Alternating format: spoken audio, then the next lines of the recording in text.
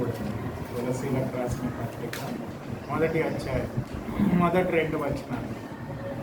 కొలసీలో ఉన్న పరిశుద్ధులకు అనగా క్రీస్తునందు విశ్వాసులైన సహోదరులకు దేవుని చిత్తం వలన యేసుక్రీస్తు అపోస్తుడైన పౌలును సహోదరుడైన తిమోతియు శుభమని చెప్పి రాయినది. ఆయన తండ్రి అయిన దేవుని నుండి కృపయు సమాధానమును మీకు కలుగునగాక. ప్రార్థన చేసుకున్నాం. దయగలిగిన ప్రభువా, వాక్యాన్ని బట్టి వందనాలు. వాక్యం ద్వారా మాతో మాట్లాడి వాక్యంలో ఉండే సత్యాన్ని మేము అంగీకరించి వాక్యానుసారమైన ఆత్మీయ జీవితాన్ని మాకందరికీ కూడా దయచేసి మీరే మమ్మల్ని బలపరిచి దీవించి ఆశీర్వదించమని, మేము తండ్రి మీ వాక్యపు వెలుగులో మమ్మల్ని మేము సరిచేసుకున్నటకు, బలపరచబడ్డకు, దీవించబడ్డకు మీ కృపను మాకు దయచేయమని మాట్లాడుతున్న నన్ను మీ శిలోచారణ మరుగుపరుచుకొని మీ బిడ్డలకు కావలసిన వాక్యాన్ని మీరు అనుగ్రహించి మహిమ ఘనత ప్రభావాన్ని పొందుకొనమని నజరేయుడైన యేసు పరిశుద్ధ నామంలో అతి వినయంగా ప్రతిమాలు వేడుకుంటున్నాము తండ్రి. ఈ కొలసీ పత్రిక అపోస్తుడైన పౌలు రాశాడు, మనందరికీ తెలుసు. మరి దేవుని వాక్యాన్ని రాశాడు. ప్రతి పత్రిక అంటే ప్రతి పత్రికలో ఒక ప్రత్యేకమైన ఉద్దేశంతో పౌలు రాశాడు. మరి ఈ యొక్క కొలసీ సంఘాన్ని ఎఫ్రఫాస్ అనే దైవజనుడు స్థాపించాడు. ఎఫ్రఫాస్ అనే దైవజనుడు ఈ కొలసీ సంఘాన్ని స్థాపించాడు. అయితే ఆ సంఘము ఫిలోమోను అనే దైవజనుడు ఇంట్లో మీట్ అవుతుండేవాడు. అంటే ఆ రోజుల్లో మనకి ఈ శతాబ్దంలో ఉండే 21వ శతాబ్దం లేకపోతే 25వ శతాబ్దంలో ఉండే చర్చిలు లేవు. ఆ మొదటి శతాబ్దంలో ఉండేవాళ్ళు ఇంట్లోనే కలిసేవాళ్ళు. కాబట్టి ఫిలోమోన్ గారి ఇంటిలో వాళ్ళు కలుస్తూ ఉండేవాళ్ళు. అయితే ఈ యొక్క పత్రిక అపోస్తులైన పౌలు ఈ సంఘాన్ని స్థాపించలేదు, అక్కడికి వెళ్ళలేదు. అయినప్పటికీ ఈ పత్రిక ఎందుకు రాశాడంటే, ఈ ఎఫ్రఫాస్ అనే దైవజనుడు వచ్చి మరి పౌలుకి చెప్పింది ఏంటంటే, అయ్యగారు మా మధ్యన కొంతమంది అబద్ధ బోధకులు వచ్చి అబద్ధ బోధ చేస్తున్నారు కాబట్టి దాని గురించి మీకు తెలియజేయాలని వచ్చాను కాబట్టి ఇది మీకు తెలియజేస్తున్నాను అని చెప్పి వాళ్ళ అబద్ధ బోధకు వ్యతిరేకంగా అపోస్తులైన పౌలు ఈ పత్రిక రాశాడు.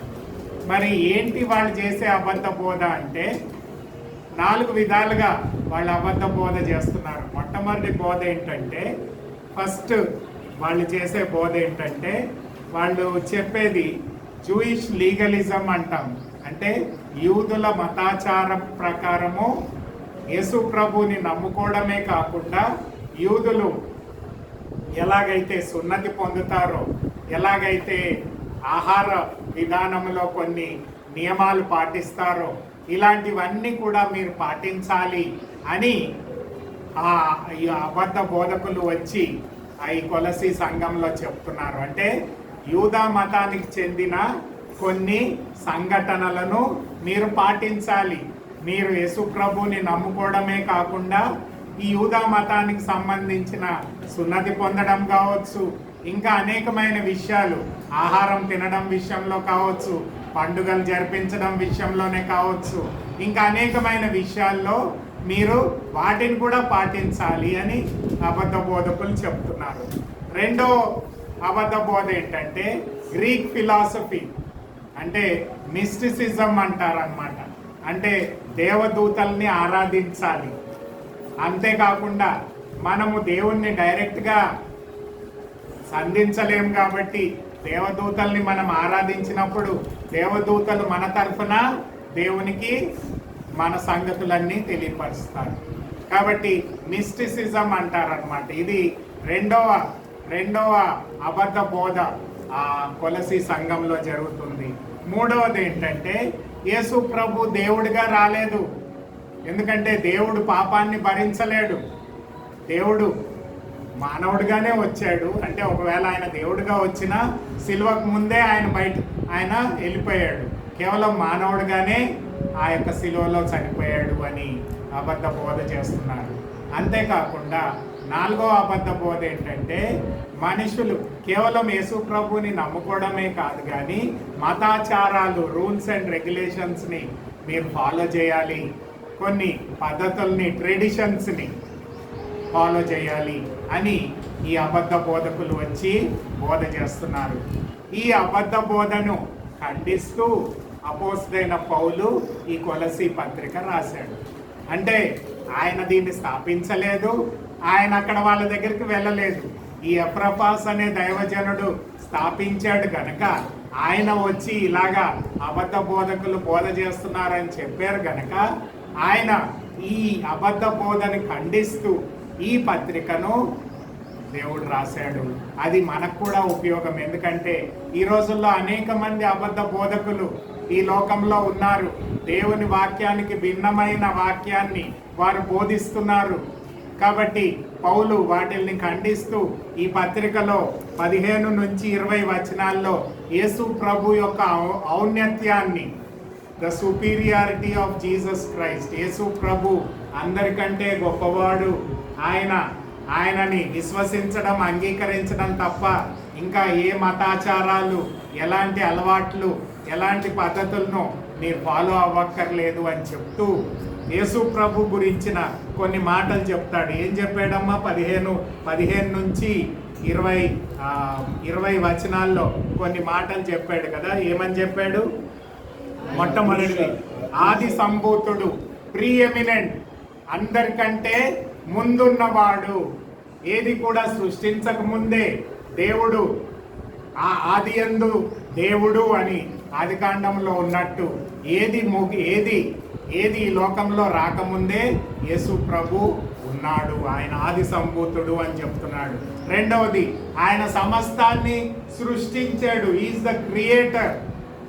ఈ లోకంలో ఉండే సమస్తము యేసు ప్రభు ద్వారా, ఆయన ద్వారా, ఆయన నిమిత్తము సమస్తము సృష్టింపబడెను. By through Jesus Christ and for Jesus Christ అంటాడు. అంటే యేసు ప్రభు ద్వారా, యేసు ప్రభు కోసము. అంటే నీవు నేను కూడా, మనమందరం కూడా దేవుని ద్వారా సృష్టింపబడ్డాము, దేవుని కోసము సృష్టింపబడ్డాము అనే విషయాన్ని చెప్తున్నాడు. మూడో విషయం ఏంటంటే ఈ లోకము, ఈ సమస్తాన్ని ఆయన పరిపాలిస్తున్నాడు. He is the sustainer of this entire universe. ఈ భూభాగమే కావచ్చు, ఈ యూనివర్సే కావచ్చు, ఈ కాస్మిక్ వరల్డ్ కావచ్చు, ఈ ప్రపంచం అంతయు కూడా ఎవరిది? దేవుంది. కాబట్టి ఆయన దాన్ని పరిపాలిస్తున్నాడు. ఆయన ఈ అన్నిటికీ అధిపతి అయి ఉన్నాడు అని చెప్తున్నాడు. నాలుగవది ఏమంటున్నాడంటే ఆయన సంఘానికి శిరస్సు అయి ఉన్నాడు. ఎవరండి సంఘము? చాలాసార్లు మనం విన్నాం కదా. సంఘం అంటే ఎవరైతే యేసు ప్రభుని తమ స్వంత రక్షకుడిగా, ప్రభువుగా స్వీకరించి ఆత్మ ద్వారా దేవుని సంఘం అనే శరీరంలో జత చేయబడ్డారు. కాబట్టి మనమంతా కూడా దేవుని సంఘమే. కాబట్టి అంటే మనమంతా అంటే ఎవరైతే ఆయన్ని నమ్ముకొని అంగీకరించారో వాళ్ళందరూ కూడా దేవుని సంఘం అనే శరీరంలో జత చేయబడ్డారు. కాబట్టి ఆ సంఘానికి యేసు ప్రభు శిరస్సు అయి ఉన్నాడు అని అపోస్తలుడైన పౌలు చెప్తున్నాడు. అంతేకాదు ఆయనలో సర్వ పరిపూర్ణత ఉంది అని చెప్తున్నాడు. ఫుల్నెస్. ఈ లోకంలో ఎటువంటి మతము, ఎటువంటి మార్గము మనము ఆచరించక్కర్లేదు. పరిపూర్ణమైన దైవత్వాన్ని యేసు ప్రభులో ఉంది అని దేవుని వాక్యంలో పౌలు మనకు గుర్తు చేస్తున్నాడు. ఆయన ఆది సంభూతుడు అంటున్నాడు. ఆయన సమస్తాన్ని సృష్టించి పరిపాలిస్తున్న దేవుడు అంటున్నాడు. అంతేకాకుండా ఆయన సంఘానికి శిరస్సు అంటున్నాడు. సర్వ పరిపూర్ణత యేసు ప్రభులో ఉంది అని చెప్తున్నాడు. అంతేకాకుండా అతి ప్రాముఖ్యమైన విషయం ఏంటంటే యేసు ప్రభు యొక్క శిలువ ద్వారా, ఇందాక లాస్ట్ గుడ్ ఫ్రైడే, ఈస్టర్ జరుపుకున్నాం కదా, యేసు ప్రభు శిలువ ద్వారా దేవుడు మనల్ని దేవునితో సమాధానపరిచాడు. రీకన్సిలియేషన్ అంటాం. అంటే ఎవరైతే ఆ శిలువ సత్యాన్ని అంగీకరిస్తారో వాళ్ళందరూ కూడా దేవునితో సమాధాన పడతారు. రోమీయులకు రాసిన గ్రంథం 5వ అధ్యాయం 1వ వచనంలో పౌలు చెప్తాడు. మీరు చదవక్కర్లేదు, తర్వాత చూసుకోండి. మరి ఇవన్నీ కూడా ఎవరి ద్వారా జరిగినాయి అంట? యేసు ప్రభు ద్వారా జరిగినాయి. అంటే యేసు ప్రభువే నిజమైన దేవుడు, జీవము గల దేవుడు, సర్వాన్ని పరిపాలిస్తున్న దేవుడు, సర్వానికి అధికారి అయిన దేవుడు, సర్వాన్ని సృష్టించిన దేవుడు, ఆ సంఘానికి శిరస్సు అయిన దేవుడు. కాబట్టి ఆ దేవుణ్ణి మీరు హత్తుకోవాలి. ఈ లోకంలో ఉండే మతాచారాలు కానీ ఇంకా వేరే మూఢనమ్మకాలకు కానీ మీరు త్రావు ఇవ్వకూడదు అని దేవుని వాక్యంలో మనకు బోధిస్తున్నాడు. అయితే ఈ మొదటి అధ్యాయంలో కొన్ని ప్రాముఖ్యమైన విషయాలు మట్టుకే మనం ధ్యానిద్దాము. వాటిని తెలుసుకొని వాటిని మనము కలిగి ఉండడానికి దేవుడు కోరుతున్నాడు. చూడండి, మొట్టమొదటి 13వ వచనంలో ఉంది. ఏమని చెప్తున్నాడు చూడండి. ఆయన 13వ వచనం, ఆయన మనలను అంధకార సంబంధమైన అధికారము నుంచి విడుదల చేసి తాను ప్రేమించిన తన కుమారుని యొక్క రాజ్య నివాసులుగా చేశాను. అంటే ఇక్కడ ఏం చెప్తున్నాడంటే పౌలు, మనము యేసు ప్రభువుని నమ్ముకోక ముందు సాతాను రాజ్యంలో ఉన్నాము, చీకటి రాజ్యంలో ఉన్నాము. అయితే యేసు ప్రభువుని ఎవరైతే రక్షకుడిగా ప్రభువుగా స్వీకరిస్తారో వాళ్ళందరూ ఏమవుతారంట? సాతాను రాజ్యం నుంచి దేవుని రాజ్యంలో చేర్చబడతారు. కాబట్టి యేసు ప్రభు ఈ లోకానికి ఎందుకు వచ్చాడు? దేవుని రాజ్యాన్ని స్థాపించడానికి. మరి బాప్టిజం ఇచ్చి యోహాన్ అన్నాడు కదా, మారు మనసు పొందండి, ఎందుకంటే దేవుని రాజ్యము ఆసీనమై ఉంది. The Kingdom of God has come. అయితే యేసు ప్రభు కూడా అదే చెప్పాడు, మీరు మారు మనసు పొందండి, మీరు పాప క్షమాపణ పొందండి, మీరు దేవుని రాజ్యము ఆసీనమైంది. ఆ దేవుని రాజ్యం ఎవరు? యేసు ప్రభు. ఆ రాజ్యంలో మనం చేర్చబడాలి. ప్రియమైన దేవుని బిడ్డలారా, ఈ లోకంలో రెండే రాజ్యాలు ఉన్నాయి. ఒకటి సాతాను రాజ్యము, ఒకటి దేవుని రాజ్యము. నీవు దేవుని రాజ్యంలో లేవు అంటే అర్థం ఏమన్నమాట? నువ్వు ఏ రాజ్యంలో ఉన్నట్టు? సాతాను రాజ్యం. There is no neutral point. ఏం లేదు ఇక్కడ. అయ్యా నాకు సాతాను రాజ్యం వద్దు, దేవుని రాజ్యం వద్దు, నేను న్యూట్రల్గా ఉంటాను అనడానికి ఆస్కారం లేదు. నీవు యేసు ప్రభువుని నమ్ముకొని అంగీకరిస్తే, ఆయనని రక్షకుడుగా ప్రభువుగా స్వీకరిస్తే దేవుని రాజ్యంలో చేర్చబడ్డమే కాకుండా దేవుని రాజ్య వారసులంగా దేవుని రాజ్యంలో ఉండే ఆశీర్వాదాలన్నిటినీ కూడా నీవు పొందుకోవచ్చు. యేసు ప్రభు ద్వారా ప్రతి విధమైన ఆత్మీయ ఆశీర్వాదాన్ని దేవుడు మనకి ఆయన రాజ్యములో అనుగ్రహిస్తున్నాడు. ఎఫెసీ పత్రిక 1వ అధ్యాయం 3వ వచనం చాలాసార్లు చదివారు. యేసు ప్రభు ద్వారా దేవుడు ప్రతి విధమైన ఆత్మీయ ఆశీర్వాదాన్ని మనకి ఉచితంగా అనుగ్రహిస్తున్నాడు. యేసు ప్రభు రాజ్యంలో చేరిన వారే ఏం పొందుతారు? దేవుని ద్వారా రక్షింపబడతారు, నీతిమంతులుగా తీర్చబడతారు, పరిశుద్ధపరచబడతారు, విమోచింపబడతారు, దేవుని నిత్య జీవాన్ని పొందుకుంటారు. నిత్య జీవం అంటే ఇటర్నల్ లైఫ్. అంటే మామూలుగా మనం ఏమనుకుంటామంటే నేను నిత్యము జీవిస్తానని. ఇటర్నల్ లైఫ్ అది కూడా, కానీ ఇటర్నల్ లైఫ్, నిత్య జీవం అంటే అర్థం ఏంటంటే యేసు ప్రభు యొక్క జీవాన్ని మనం పొందుకుంటాం. The life of Lord Jesus Christ will be given to each one of us.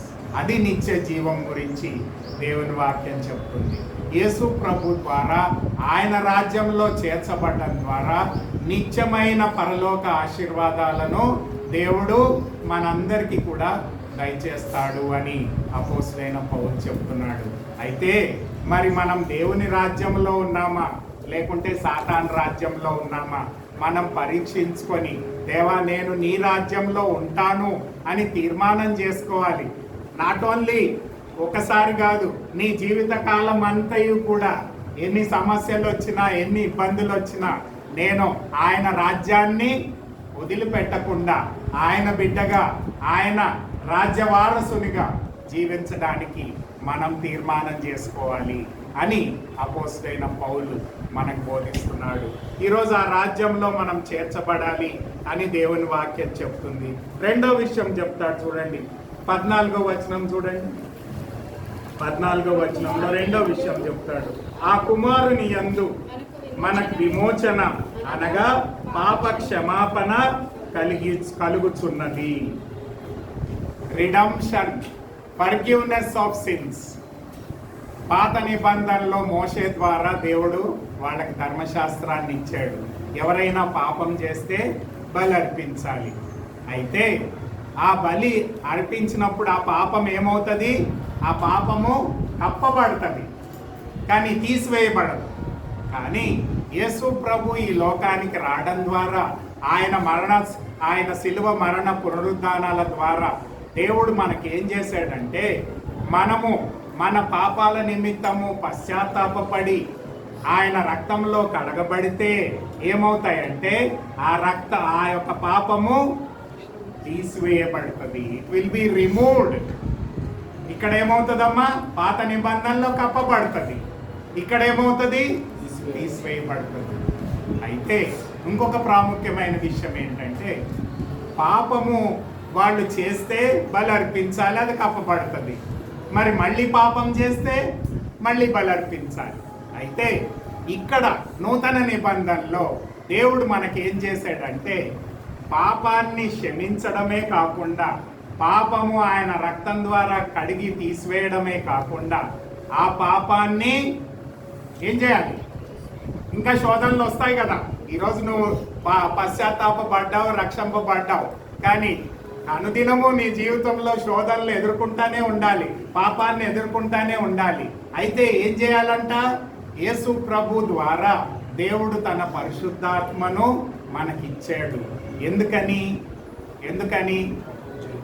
ఏదో గొప్ప కార్యాలు చేయాలని కాదు, కానీ గొప్ప కార్యాలు చేయొచ్చు, కానీ ఈ పాపము యొక్క ఆ యొక్క పాపపు స్థితి నుంచి, లేక ఆ పాపము నుంచి మనము జయం పొందాలని, విజయం పొందాలని, అంటే మళ్ళీ ఆ పాపాన్ని రిపీట్ చేయకుండా దేవుని ఆత్మశక్తి ద్వారా దాన్ని జయించాలని దేవుడు మనల్ని ఏర్పాటు చేసుకున్నాడు. కాబట్టి నూతన నిబంధనలో దేవుడు పాపాన్ని క్షమించడమే కాకుండా, తీసివేయడమే కాకుండా, ఆ పాపాన్ని జయించే శక్తిని తన ఆత్మ ద్వారా మనకు అనుగ్రహించాడు. అయితే ప్రశ్న ఏంటంటే, యేసు ప్రభుని నమ్ముకున్న నీవు, నేను, రక్షింపబడిన మనము ఏం చేయాలి? అనుదినము దేవుని శక్తి ద్వారా నీకొచ్చే శోధనలను, నీవు ఎదుర్కొనే పాపాన్ని జయించాలి. You must overcome. అది లేకుండా నీవు క్రైస్తవుడు అని చెప్పుకున్నట్లయితే అది దేవునికి అవమానాన్ని తెస్తుంది. If you don't overcome sin in your life, then you are not a believer. విశ్వాసం కాదు. యేసు ప్రభుని నమ్ముకున్నావు, ఆయన రాజ్యంలో చేర్చబడ్డావు, ఆయన ఆశీర్వాదాలు పొందుకున్నావు. ఎందుకని? దేవుడు నీకు పాప క్షమాపణ ఇచ్చాడు, విమోచన ఇచ్చాడు. విమోచన అంటే పాపము నుంచి, సాతాను నుంచి, మన బంధకాలన్నిట్లో వచ్చి మనకి విముక్తిని దయచేశాడు, అంటే జయాన్ని దయచేశాడు. మీరు కొలసి పత్రిక 2వ అధ్యాయము 13, 14, 15 వచనాలు ఇంటికెళ్ళకి చదువుకోండి. మీకు అక్కడ ఏముందంటే 14, 15 వచనాల్లో ప్రాముఖ్యంగా శిలువ ద్వారా దేవుడు ప్రతి విధమైన సాతాను శక్తిని, పాపపు శక్తిని జయించాడు. హి హాజ్ ఓవర్కమ్ సిన్. కాబట్టి యేసు ప్రభుని నమ్ముకున్న నీవు, నేను ఏం చేయాలి? పాపాన్ని జయించాలి. You must overcome sin, you must overcome Satan. సాతాను యొక్క దుష్క్రియల నుంచి, పాపము నుంచి నీవు దేవుడు విముక్తి చేశాడు. కాబట్టి ఆ పరిశుద్ధాత్మ శక్తి ద్వారా నీవు ఈ పాపాన్ని అనుదినము నీ జీవితంలో జయించేవాడవుగా ఉండాలని దేవుని వాక్యం మనకు బోధిస్తుంది. ఈరోజు నిన్ను పాప క్షమాపణ, రక్షణ, నీతిని, పరిశుద్ధతను, విమోచనను దేవుడు ఎందుకు ఇచ్చాడంటే, ఊరికే ఏదో నేను ఆదివారం నాడు గుడికి వచ్చి వెళ్ళిపోవాలి, ఏదో చందా వేయాలి, ఏదన్నా చిన్న చిన్న ప్రోగ్రామ్స్ చేయాలి, లేకపోతే ఏదో కార్యక్రమాలు చేసి దేవుణ్ణి మెప్పాలి అని మనం అనుకున్నట్లయితే దాని ద్వారా మనం దేవుణ్ణి సంతోషపెట్టలేము. కానీ దేవుడు కోరేది ఏంటంటే నీకు రక్షణ ఇచ్చాను, నీతినిచ్చాను, పరిశుద్ధతనిచ్చాను, విమోచనిచ్చాను. ఎందుకు అంటే నీవు ఆ పరిశుద్ధాత్మ శక్తి ద్వారా నీ అనుదిన జీవితంలో ఈ పాపాన్ని, శోధనలను జయించే వ్యక్తిగా ఉండాలి. దానియేలు అదే చేశాడు కదా, మనం చూసాం. రాజుగారు మంచి బిర్యానీ కంటే మంచి ఆహారాన్ని పెట్టాడు, కానీ ఆహారాన్ని తినలేదు. ఎందుకు? ఆహారం దేవతలకి అర్పించి నా ఆహారం తీసుకొచ్చి ఆయనకు పెట్టారు కాబట్టి నేను ఆహారము తినను అంటే తను తాను పవిత్రపరుచుకున్నాడు. He avoided the worldly sin in his life. ఈరోజు మన వ్యక్తిగత జీవితంలో దేవుడు కూడా అదే కోరుతున్నాడు. మన అనుదిన జీవితంలో ఈ పాపాన్ని మనం జయించే వారంగా ఉండాలి అని దేవుని వాక్యం చెప్తుంది. మూడో విషయం చూడండి. మూడో విషయం ఏం చెప్తున్నాడంటే 4, 5, 6 వచనాల్లో మూడో విషయాన్ని చెప్తున్నాడు. మొట్టమొదటిగా దేవుని రాజ్యంలో చేర్చబడాలి, పాప క్షమాపణ. రెండవది పాప క్షమాపణ, విమోచన పొంది పాపాన్ని, శోధనని జయించే వారంగా ఉండాలి. మూడవది చూడండి 4, 5, 6 వచనాల్లో చెప్తాడు. విశ్వాసమును గూర్చియు పరిశుద్ధులందరి మీద మీకున్న ప్రేమను గూర్చియు మేము విని ఎల్లప్పుడూ మీ నిమిత్తము ప్రార్థన చేయించు ప్రభువొక యేసుక్రీస్తు యొక్క తండ్రి అయిన దేవునికి కృతజ్ఞతాస్తుతులు చెల్లించుచున్నాము. చూడండి, ఇంకా 5, 6లో మనం చూసినట్లయితే మూడో మాటను చెప్తాడు. ఫెయిత్, విశ్వాసము అంటున్నాడు. మీ విశ్వాసమును గురించి వినినప్పుడల్లా మీ గురించి మేము దేవునికి కృతజ్ఞతాస్తుతులు చెల్లిస్తున్నాము. ఈరోజు సువార్తని ఎలాగ అంగీకరించాలి, లేకపోతే యేసు ప్రభువుని ఎలాగ అంగీకరించాలి, ఎలాగ పాప క్షమాపణ పొందాలి, ఇవన్నీ కూడా ఎలా జరుగుతాయి? విశ్వాసం ద్వారా జరుగుతాయి. సువార్తని వినుట ద్వారా విశ్వాసం కలుగుతుంది. రోమేలికి రాసిన గ్రంథం 10:17లో ఏముందంటే, ఎప్పుడైతే దేవుని సువార్తను, యేసు ప్రభు సువార్తను వింటావో, ఈ కొలసి విశ్వాసులు ఎఫ్రపాస్ దేవుని వాక్యాన్ని చెప్పినప్పుడు ఈయన నిజమైన దేవుడని ఆయనని విశ్వసించి అంగీకరించారు. ప్రియమైన దేవుని బిడ్డలారా, నీ విశ్వాసాన్ని కలిగి జీవించాలి. అందుకనే పౌలు అంటాడు ఎఫెసీ 2 కొరింథీయులకు రాసిన పత్రిక 5వ అధ్యాయం 7వ వచనంలో ఏమంటాడంటే, మేము చూపు మూలంగా కాక విశ్వాసముతో జీవిస్తున్నాము అంటాడు. చూడండి, 2 కొరింథీయులకు రాసిన పత్రిక 5వ అధ్యాయం. వెర్రి చూపు వలన కాక విశ్వాసము వలననే నడుచుకొనుచున్నాము. Christian life is a life of faith. ఎబ్రీ పత్రికలో ఉంది, విశ్వాసము లేనివాడు దేవుణ్ణి సంతోషపరచలేడు. కాబట్టి క్రైస్తవ విశ్వాసాన్ని బట్టే నీవు రక్షింపబడతావు, నీతిమంతుడిగా తీర్చబడతావు, ఆశీర్వదింపబడతావు. ఎప్పుడైతే దేవుని యందు విశ్వాసం ఉంటుందో అప్పుడు ఏమవుతుందంట? దేవుని ప్రేమతో నింపబడతావు. మా రోమిలికి రాసిన గ్రంథం 5వ అధ్యాయం 5వ వచనంలో ఎప్పుడైతే యేసు ప్రభువుని విశ్వసిస్తావో పరిశుద్ధాత్మ దేవుడు ఆ దేవుని యొక్క దైవికమైన ప్రేమతో నిన్ను నింపుతాడు. రోమిలికి రాసిన గ్రంథం 5వ అధ్యాయం 5వ వచనం చూడండి ఒకసారి. ఈ నిరీక్షణ మనలను సిగ్గుపరచదు, మనకు అనుగ్రహింపబడిన పరిశుద్ధాత్మ ద్వారా దేవుని ప్రేమ మన హృదయములలో కుమ్మరింపబడుచున్నది. విశ్వాసం ద్వారా ఏం కలుగుతుందమ్మా? దేవుని ప్రేమ నీ హృదయంలో కుమ్మరింపబడుతుంది. ఎప్పుడైతే విశ్వాసము, దేవుని ప్రేమ కలిగి ఉంటావో అప్పుడు మూడవ కార్యం జరుగుతుంది. దేవుని యొక్క నిరీక్షణ మనకు లభిస్తుంది.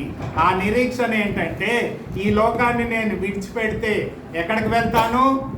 దేవుని సన్నిధిలో పరలోకానికి నేను వెళ్తాను అనే గొప్ప నిరీక్షణ దేవుడు మనకు అనుగ్రహించాడు. క్రైస్తవ జీవితంలో ఈ 3 చాలా ప్రాముఖ్యమైన విషయాలు. విశ్వాసంతో జీవించాలి, దేవుని ప్రేమతో నింపబడాలి, దేవుని పట్ల నిరీక్షణ కలిగిన వారమై జీవించాలి. ఈ ఇహలోక సంబంధమైన జీవితము తాత్కాలికమైనదే, కానీ ఈ లోకాన్ని విడిచిపెట్టినప్పుడు ఆ నిత్యత్వంలోనికి, దేవుని పరలోక రాజ్యంలోనికి మనం చేర్చబడతాము అనే గొప్ప మహిమగల నిరీక్షణ దేవుడు మనకు అనుగ్రహించాడు గనక ఆ యొక్క విశ్వాసముతో, ప్రేమతో, నిరీక్షణతో మనం ఈ లోకంలో జీవించాలి. Do you have faith? విశ్వాసంతో జీవిస్తున్నావా? Are you filled with the love of God? దేవుని ప్రేమతో నీవు నింపబడ్డావా? లేకపోతే దేవుడు ఏదో ఒక రోజు నన్ను ఆయన సన్నిధికి తీసుకువెళ్తాడు అనే గొప్ప నిరీక్షణ కలిగి మనం జీవించాలి అని. ఈ 3 కూడా పాస్ట్, ప్రెజెంట్, ఫ్యూచర్. పాస్ట్లో నేను విశ్వాసం ఉంచాను, ప్రెజెంట్లో దేవుణ్ణి ప్రేమతో నడిపించబడుతున్నాను, ఫ్యూచర్లో ఏమవుతుంది? దేవుని సన్నిధికి వెళ్తాను. ఈ యొక్క నిరీక్షణ, విశ్వాసము, ప్రేమ, నిరీక్షణ కలిగిన వారమై దేవుని బిడ్డలంగా ఈ లోకంలో జీవించాలి అంటున్నాడు. ఈ కొలసీల జీవితంలో పౌలు అంటున్నాడు, మీ విశ్వాసాన్ని బట్టి, మీ ప్రేమను బట్టి, మీ నిరీక్షణను బట్టి మీ గురించి నేను అధికంగా ప్రార్థన చేస్తున్నాను. ఈరోజు మనం అలాంటి జీవితాన్ని కలిగి ఉన్నామా? రాజ్యంలో చేర్చబడ్డమే కాకుండా, పాపాన్ని జయించడమే కాకుండా, అనుదినము విశ్వాసముతో, దేవుని ప్రేమతో, ఆయన నిరీక్షణతో నడిపించబడే జీవితాన్ని మనం జీవించాలి అని దేవుని వాక్యం మనకు బోధిస్తుంది. ప్రియమైన దేవుని బిడ్డలారా, ఆయన యందు విశ్వాసం ఉంచువాడు ఎన్నటికీ సిగ్గుపడడు అని దేవుని వాక్యం సెలవిస్తుంది. ఆయన ప్రేమను మనం కలిగి ఉండటం ద్వారా ఈ లోకంలో అనేకులకి మనము మాదిరికరంగా ఉండగలుగుతాము.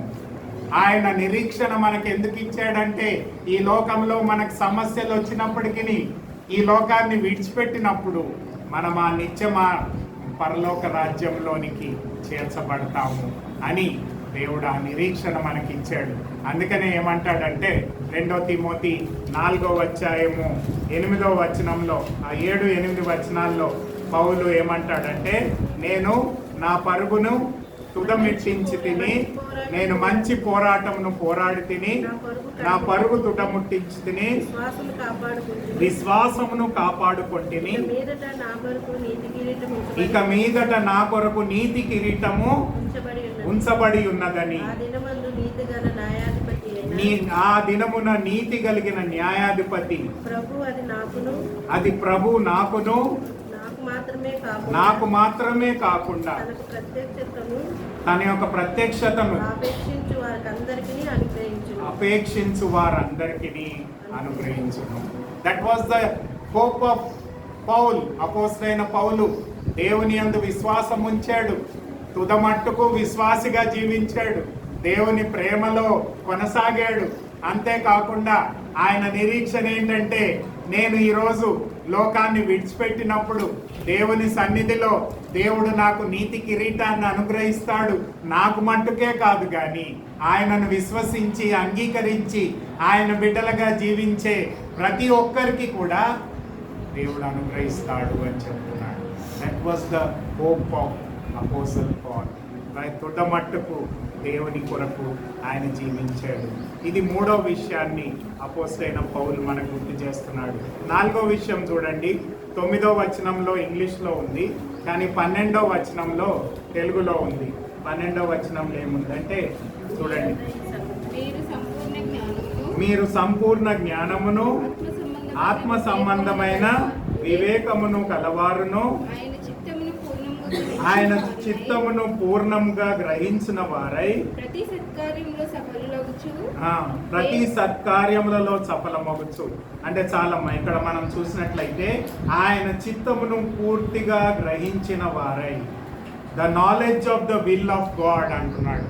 దేవుని చిత్తాన్ని ఎరిగిన వారమై ఈ లోకములో ఆయన చిత్తాన్ని జరిగించే వారంగా ఉండాలి. ఈరోజు దేవుని చిత్తాన్ని నీ జీవితం కోసం నీవు ఎరిగేవా? అనేది మనం ప్రశ్నించుకోవాలి. ఆయన బిడ్డగా జీవించిన వారికి దేవుడు తన పరలోక జ్ఞానాన్ని, దైవ చిత్తాన్ని, దైవ మర్మాలను బయలుపరిచే దేవుడుగా ఉన్నాడు అని దేవుని వాక్యంలో మనం చూస్తున్నాము. God knows, God has a purpose. దేవుడు ఒక ఉద్దేశాన్ని కలిగి ఉన్నాడు. ఆ ఉద్దేశాన్ని ప్రకారము ఆయన చిత్తాన్ని నీ జీవితంలో జరిగించడానికి సిద్ధంగా ఉన్నాడు. ఆయన చిత్తాన్ని నీవు ఎరగాలని దేవుడు కోరుతున్నాడు. మరి ఈరోజు మనం అలాంటి దేవుని చిత్తానుసారంగా నడుచుకునే వారంగా ఉంటున్నామా? ఆయన చిత్తాన్ని కోసము వేచి ఉన్నామా? కొన్నిసార్లు ఆయన చిత్తము వెంటనే మనకు బయలుపరచబడదు. మరి నాకు కూడా 3 ఏళ్ళు ప్రార్థన చేసేకే ఎవరిని పెళ్లి చేసుకోవాలనేది దేవుడి చిత్తాన్ని నాకు బయలుపరిచాడు. మరి అప్పటిదాకా నాకు కూడా బయలుపరచబడలేదు. అనేక మంది అనేక విధాలుగా చెప్పారు, ఇట్లా చేసుకో, అట్లా చేసుకో, అట్లా చేసుకో అని ఎన్నో చెప్పారు. కానీ దేవుని మనం ప్రార్థన చేసి దేవుని చిత్తం కోసం మనం వేచి ఉన్నప్పుడు దేవుడు తన మార్గాన్ని మనకి బయలుపరుస్తాడు. ఈరోజు దేవుని చిత్తాన్ని మన యవనస్తులు కోరాలి. దేవుని చిత్తాన్ని మన తల్లిదండ్రులు కోరాలి. ఒకవేళ వాళ్ళు మిమ్మల్ని అడిగినట్లయితే మీరు కూడా వాళ్ళకి చెప్పాలి ఏంటంటే, అయ్యా నీవు ప్రార్థన చేసుకో, దేవుని చిత్తాన్ని ఎరుగు, వాక్యంలో ఉండే సత్యాన్ని దేవుడు నీకు బయలుపరుస్తాడు. కాబట్టి దేవుని చిత్తాన్ని ఎరిగినప్పుడు దేవుని చిత్తానుసారంగా నీవు నడుచుకోగలుగుతావు. ఎవరికి దేవుని చిత్తం బయలుపరచబడుతుంది? ఆయన బిడ్డలుగా ఉండేవారికే బయలుపరచబడుతుంది, అందరికీ బయలుపరచబడదు. చూడండి, 1 కొరింథీయులకు రాసిన పత్రిక 2వ అధ్యాయం 15-16 వచనాలు చూడండి. 1 కొరింథీ 2వ అధ్యాయం. ఆత్మ సంబంధి అయిన వాడు అన్నిటినీ వివేచించును, అతడు ఎవడి చేతనైనను వివేచింపబడడు. ప్రభు మనస్సును ఎరిగి ఆయనకు బోధింపగలవాడెవడు? మనమైతే క్రీస్తు మనస్సు కలిగిన వారము. అంటే దేవుని బిడ్డలుగా జీవించేవారు, దేవుని ఆత్మచేత నడిపించేవారు, దేవుని చిత్తాన్ని దేవుడు వాళ్ళకి బయలుపరుస్తాడు. ఆ బయలుపరచబడిన చిత్తాన్ని మనం ఏం చేయాలి? దేవుడిని నెరవేర్చాలి. We must fulfill the will of God. Abraham అదే చేశాడు కదండి. ఏమన్నాడు దేవుడు? నీ ప్రదేశాన్ని విడిచిపెట్టు, ఇంకో స్థలానికి వెళ్ళు అన్నాడు. అక్కడికి వెళ్ళాక అక్కడ కాదయ్యా ఇంకో స్థలానికి వెళ్ళు అన్నాడు. డైరెక్ట్గా ఒక ప్లేస్కి వెళ్ళమని కూడా చెప్పలేదు. తలానా పిలిగ్రిమ్గా ఈ స్థలం నుంచి ఆ స్థలం, ఆ స్థలం నుంచి ఇంకో స్థలం. సరే, అక్కడికి వెళ్ళాక ఏం చేయాలి? దేవుడు మళ్ళీ చెప్తా అన్నాడు. కాబట్టి ప్రతి చోట ఆయన వెళ్ళాడు. మరి అక్కడ ఒక బలిపీఠం కట్టాడు, దేవుణ్ణి ఆరాధించాడు, చిన్న టెంట్ వేసుకున్నాడు, కొంతకాలం అక్కడ ఉన్నాడు. మళ్ళీ దేవుడు చెప్పాడు ఈ స్థలాన్ని విడిచిపెట్టి ఇంకో స్థలానికి వెళ్ళమంటే అలా వెళ్ళాడు. అంటే everywhere God was guiding him. కాబట్టి ప్రతి విషయంలో దేవుని నడిపింపును. మరి వాగ్దాన పుత్రుడి విషయం కూడా చెప్పాడు. వాగ్దాన పుత్రుడిని కూడా ఇస్తాను అని చెప్పాడు. మరి ఆయన 100 సంవత్సరాలప్పుడు దేవుడు ఆ వాగ్దాన పుత్రుడిని ఇచ్చాడు. చూడండి, ప్రతి విషయంలో దేవుని చిత్తాన్ని అబ్రహాం ఎరిగిన వాడై దేవుని చిత్త సంకల్పాన్ని సంపూర్ణంగా నెరవేర్చేవాడిగా ఉన్నాడు. అందుకనే దేవుడు ఆయన్ని ఆశీర్వదించాడు. ఈరోజు మన జీవితంలో కూడా దేవుని చిత్తాన్ని మనం ఎరిగినామా? ఆయన చిత్తాన్ని పరిపూర్ణంగా మన జీవితంలో నెరవేరుస్తున్నామా అనేది మనం ప్రశ్నించుకోవాలి. మేబీ అనేక సార్లు మన ఇష్టానుసారంగా జీవిస్తున్నామేమో, మనకు నచ్చింది మనం చేస్తున్నామేమో. దేవుడు అంటున్నాడు, నా చిత్తాన్ని ఎరిగిన వారై నా చిత్తాన్ని లోబడేవారిగా ఉండాలి. ఆ చిత్తానికి మనం లోబడే వారంగా ఉండాలి. యేసు ప్రభు ఈ లోకంలో జీవించినంత కాలం ఏం చేశాడమ్మా? తండ్రి చిత్తాన్ని సంపూర్ణంగా నెరవేర్చాడు. చూడండి, యోహాను సువార్త 6వ అధ్యాయం 38వ వచనం. ఈ వచనాన్ని ఎప్పుడు మనం గుర్తుపెట్టుకోవాలి. ఎందుకంటే దేవుని చిత్తము అని చాలాసార్లు అంటూ ఉంటాము, కానీ యేసు ప్రభు ఎలా చేశాడో అది మనం గుర్తు చేసుకోవాలి. యోహాను సువార్త 6వ అధ్యాయము 38వ వచనం. నా ఇష్టమును నెరవేర్చుకొనుటకు నేను రాలేదు, నన్ను పంపిన వాని చిత్తమును నెరవేర్చుటకై పరలోకము నుంచి దిగి వచ్చి తిని. యేసు ప్రభుకు చిత్తం లేదా అండి? ఆయన కూడా ఉంది చిత్తం. He had a will. కానీ ఏం చేశాడు? తన చిత్తాన్ని పక్కన పెట్టాడు. ఎవరి చిత్తాన్ని చేయాలనుకున్నాడు? తండ్రి చిత్తాన్ని. అంటే తనకు కూడా చిత్తం ఉంది, తను అనుకున్నవి చేయొచ్చు. ఒక 1 వీక్ పెద్ద ఎక్కడ అమెరికాలోనో ఎక్కడో వెళ్ళి వెకేషన్ తీసుకోవచ్చు. తండ్రి చిత్తము సంపూర్ణంగా నెరవేర్చాడు అంటే అర్థం ఏంటంటే తన చిత్తాన్ని పూర్తిగా పక్కన పెట్టాడు అన్నమాట. అంటే knowledge of the will of God అంటున్నాడు. దేవుని చిత్తాన్ని మీరు ఎరగాలి అని కొలసీ పత్రికలో పౌలు ఎందుకు చెప్తున్నాడంటే, యేసు ప్రభు ఎలాగైతే తన చిత్తాన్ని పక్కన పెట్టి దేవుని చిత్తాన్ని నెరవేర్చాడో, నీవు నేను కూడా అయ్యో దేవా నేను ఇప్పుడు మంచి ఏసీ రూమ్లో ఉండాలనుకుంటున్నాను అని నీ చిత్తమైనా సరే దేవుడు అంటున్నాడు, లేదయ్యా నువ్వు అక్కడ ఉండక్కర్లేదు, పలానా కాడు ఉంటే చాలు అని ఒకవేళ అన్నట్లయితే దేవుని చిత్తాన్ని నీవు నెరవేర్చేవాడవుగా ఉండాలి అనేదే దేవుని వాక్యం. అది మరి పౌలు అదే చెప్తున్నాడు. దేవుని చిత్తాన్ని మనం ఎరిగిన వారమై ఆ చిత్తం నెరవేర్చే వారంగా ఉండాలి. ఇంకొక మాట చెప్తాడు, ఇక్కడ 10వ వచనంలో ఉంది, కానీ 12వ వచనంలో ఏముందంటే యోగ్యమైన జీవితాన్ని మీరు జీవించాలి. కొలసీ పత్రిక 1వ అధ్యాయం 12వ వచనంలోనే ఉంది. చూడండి ఏమనుంది? దేవుని విషయమైన జ్ఞానమందు అభివృద్ధి పొందొచ్చు, అన్ని విషయములలో ప్రభువుని సంతోషపెట్టినట్లు ఆయనకు తగినట్లుగా నడుచుకునవలెననియు ఆనందంతో కూడిన. చూడండి, ఆయనకు తగినట్లుగా నడుచుకునవలెననియు. ఇంగ్లీష్ లో బాగుంది, a life worthy of the Lord. ప్రభువుని మహిమపరిచే జీవితము, యోగ్యమైన జీవితము అంటాడు. 10వ వచనంలో ఇంగ్లీష్లో ఉంది. నేను ఒక్కసారి చదువుతాను, మీకు ఇంకా బాగా అర్థమవుతుంది. కొలసీలకు రాసిన పత్రిక 1వ అధ్యాయము 10వ వచనంలో ఇంగ్లీష్లో బాగా చెప్పాడు. ఏమంటున్నాడంటే you may live A life worthy of the Lord, please him in every way, bearing fruit in every good work, growing in the knowledge of God. యోగ్యమైన జీవితము, ప్రభువుకి యోగ్యమైన జీవితాన్ని మనం జీవించాలి.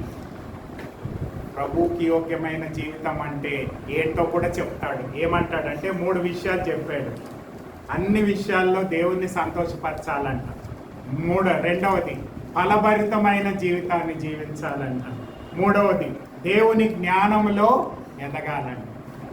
యోగ్యమైన జీవితం ఎలా జీవిస్తాము అని పౌలు యోగ్యమైన జీవితాన్ని జీవించాలని చెప్తూ ఏమంటాడంటే, నీ జీవితంలో ప్రతి విషయంలో దేవుణ్ణి సంతోషపరచాలి, ఫలభరితమైన జీవితాన్ని జీవించాలి. అంతేకాకుండా దేవుని జ్ఞానమందు ఎదగాలి. ఈరోజు మనం ఎదుగుతున్నామా దేవుని జ్ఞానంలో? Are we growing in the knowledge of God? ఏదో ఆదివారం నాడు 2 మాటలు విని వెళ్ళిపోతున్నామేమో. అనుదినము దేవుని జ్ఞానాన్ని మనం పొందాలి. దేవుని వాక్యంలో ఉండే సత్యాన్ని మనము చదువుట ద్వారా, ధ్యానించుట ద్వారా, ఆత్మశక్తి ద్వారా దేవుని జ్ఞానమందు అభివృద్ధి పొందాలి. ఫలభరితమైన జీవితాన్ని జీవించాలి. అంటే ఇతరులకు మేలుకరమైన, ఆశీర్వాదకరమైన జీవితము. నీ మట్టుకే నీ జీవితం కాదు, కానీ అనేకులకి ఆశీర్వాదకరంగా జీవించాలి. అనేకులని నీవు పురుగొల్పేవాడవుగా ఉండాలి. ఇతరులని బలపరిచేవాడవుగా ఉండాలి. ఇతరులని ఆత్మీయంగా నడిపించేవాడవుగా ఉండాలి. అంతేకాకుండా ప్రతి విషయంలో దేవుణ్ణి సంతోషపరిచేవాడవుగా ఉండాలి. అంటే నేను చేసే ఏ చిన్న పనైనా సరే ఆ పనిలో దేవునికి ఆనందాన్ని కలుగజేయాలి. ఆ యోగ్యమైన జీవితాన్ని మీరు జీవించండి అని పౌలు మనకు బోధిస్తున్నాడు. ప్రియమైన దేవుని బిడ్డలారా, ఆ యోగ్యమైన జీవితం ఏంటో మనకు గుర్తు చేశాడు. కాబట్టి దేవుని జ్ఞానమందును ఫలభరితమైన జీవితమందును ఆయనను సంతోషపరిచే జీవితాన్ని మనం ఎల్లప్పుడూ జీవించాలి అని దేవుని వాక్యం మనకు బోధిస్తుంది. 6వ విషయం చూడండి. 6వ విషయం ఏమంటాడంటే అదే 12వ వచనంలోనే చెప్తాడు. ఏముందంటే ఆనందముతో కూడిన పరిపూర్ణమైన ఓర్పును దీర్ఘశాంతనమును కనుపరుచునట్లు ఆయన మహిమ శక్తిని బట్టి సంపూర్ణ బలముతో బలపరచవలని. నీవు దేవుని బలాన్ని మీరు పొందుకోవాలి. Receive the power of God. యేసు ప్రభు మరణాన్ని, సిలువలో మరణించి 3వ దినాన్ని ఎందుకు లేచాడంటే మనందరికీ కూడా ఆ పునరుద్ధాన శక్తిని, రిజరక్షన్ పవర్ని అందించడానికి దేవుడు ఈ మరణాన్ని జయించాడు. The resurrection power of Lord Jesus is available to all. అందరికీ కూడా దేవుడు ఆ పునరుద్ధాన శక్తిని అనుగ్రహిస్తున్నాడు. ఆ పునరుద్ధాన శక్తిని కలిగిన వారమై ఈ లోకంలో సాతాను పెట్టే శోధనలను, మరి ఆ అపవిత్రమైన వాటిని మనం జయించగలుగుతాము. దేవుని కొరకు ఫలభరితమైన జీవితాన్ని కలుగజేస్తాము. అంతేకాదు ఓర్పుని ఏమిస్తుందంట ఆ బలము? మనకి ఓర్పుని, దీర్ఘశాంతాన్ని మనకు అనుగ్రహిస్తుంది.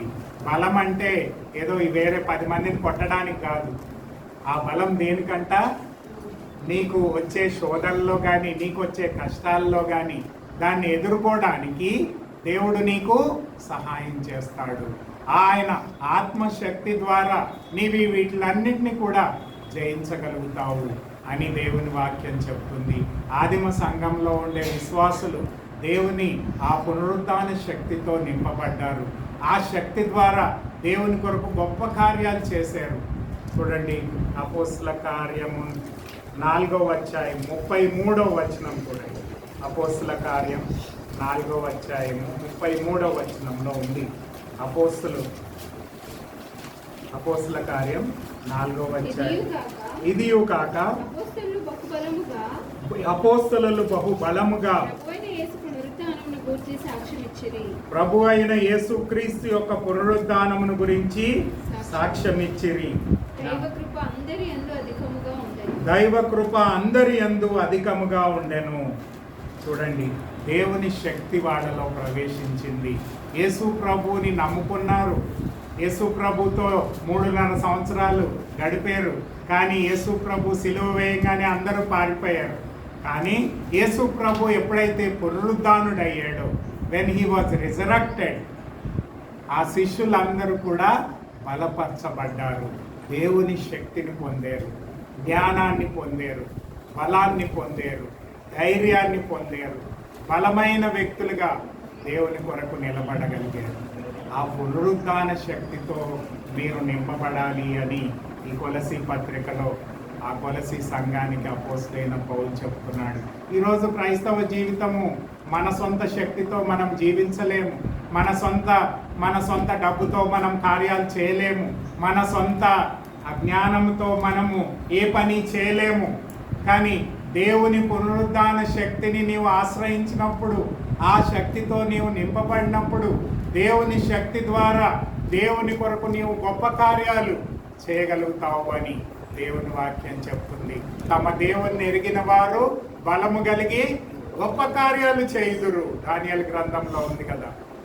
కాబట్టి దేవుని బలాన్ని, దేవుని శక్తిని, ఆ పునరుద్ధాన శక్తిని మనం పొందుకోవాలి అని పౌలు మనకు చెప్తున్నాడు. ఆ శక్తి ద్వారా ఈ లోకంలో ఆయన కొరకు జయ జీవితాన్ని మనం జీవించగలుగుతాము అని చెప్తున్నాడు.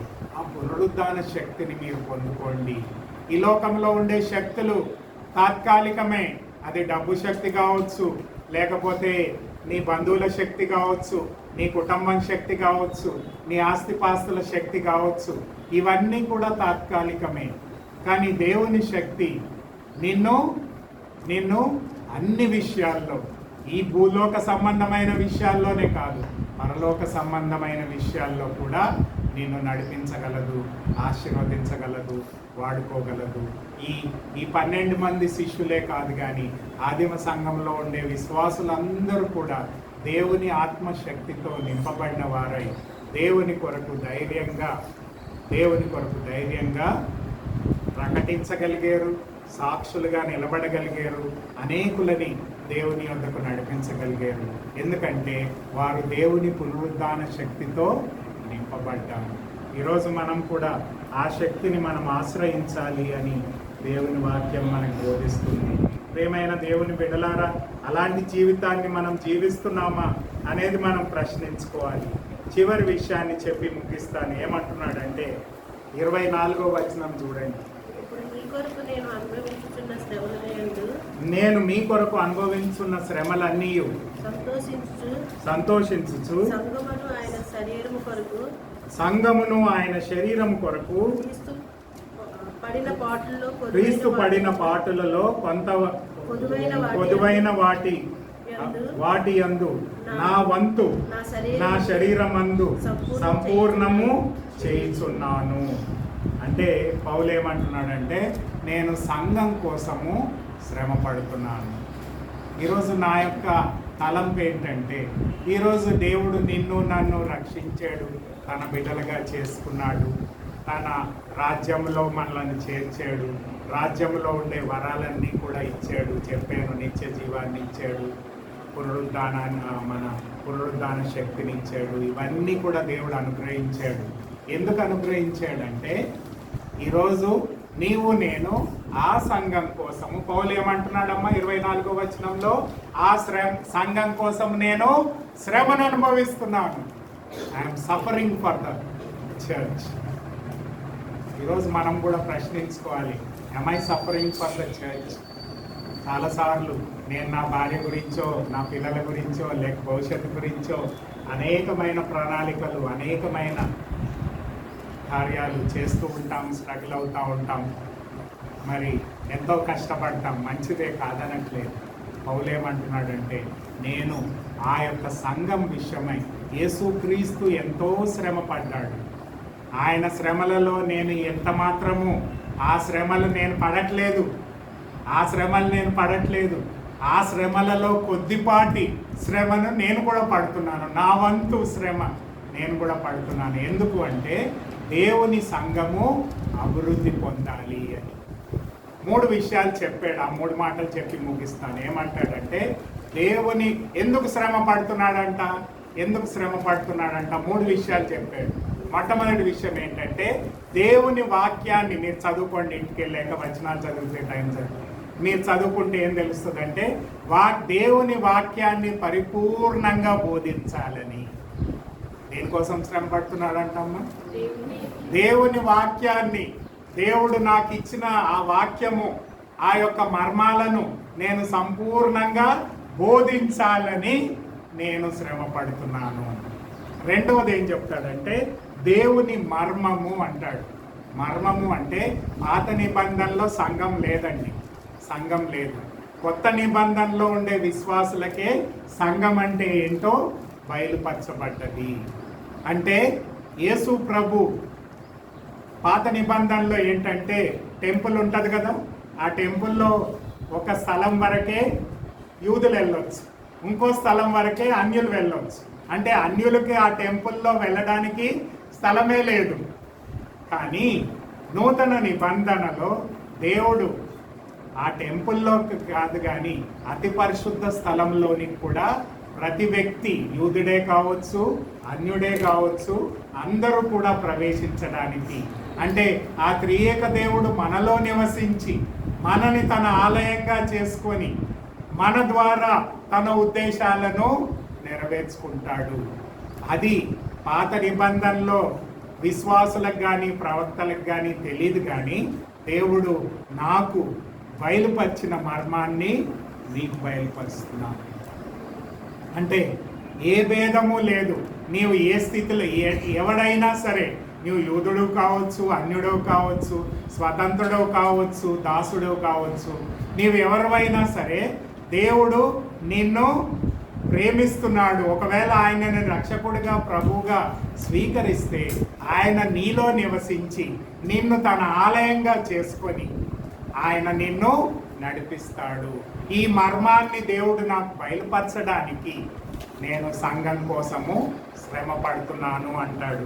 చివరి విషయం ఏమంటాడంటే, ఏమంటాడు చూడండి, ఆ చివరి వచనాల్లో ఉంది, 28, 29 వచనాలు చూడండి.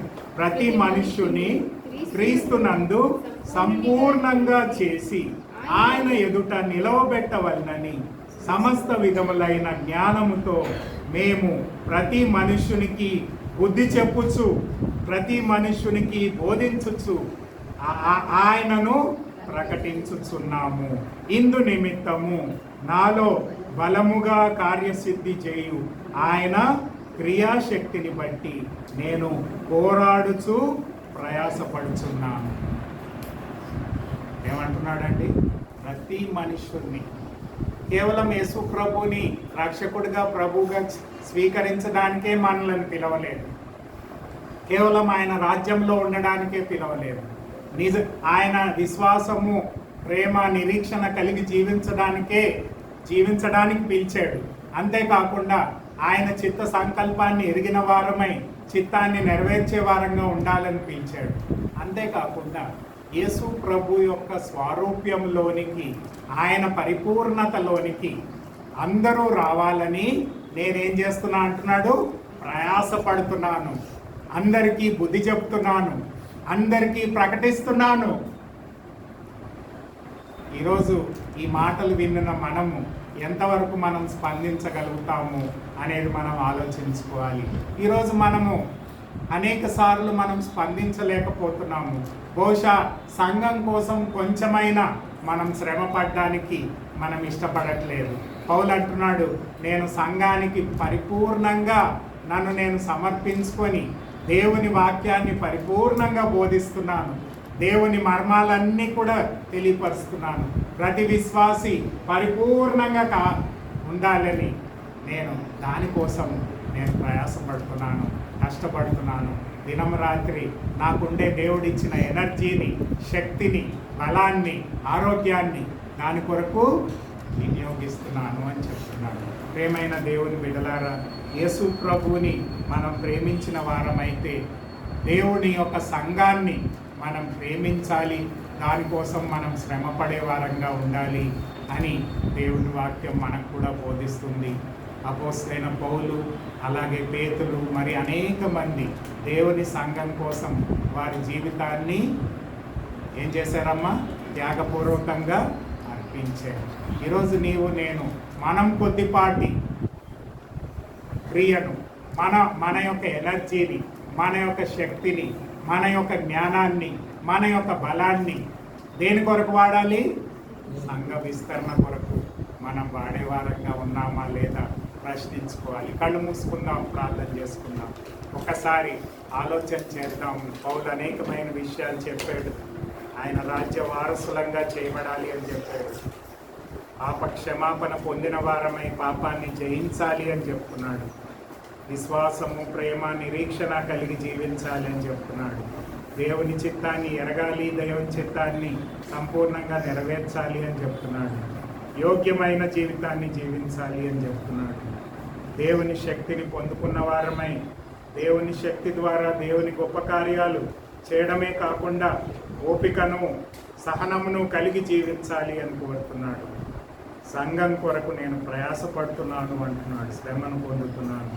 మరి మనం కూడా సత్య సువార్తను ప్రకటించడానికి, దాని కొరకు మన జీవితాన్ని, మన యొక్క ధనాన్ని, మన యొక్క సమస్తాన్ని వినియోగించాలని దేవుడు మనల్ని కోరుతున్నాడు. ఆ సంఘ అభివృద్ధి కోసం మనం ప్రయాసపడాలని కోరుతున్నాడు.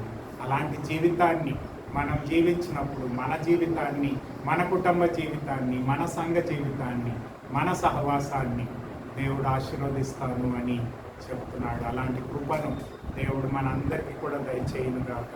దయగలిగిన ప్రభువా, కృపగలిగిన మా తండ్రి, ఈ మధ్యాహ్నకాల సమయమున కొలసీలకు రాసిన పత్రికలో ప్రభువా, అపోస్తలుడైన పౌలు ద్వారా ప్రభువా మాకు తెలియపరచబడిన విషయాలు అనేకమైన వాటిని బట్టి నీకు వందనాలు. ప్రభువా, విశ్వాసముతోనూ ప్రేమతోనూ నిరీక్షణతోనూ మేము జీవించాలని మీ వాక్యం సెలవిస్తున్నది.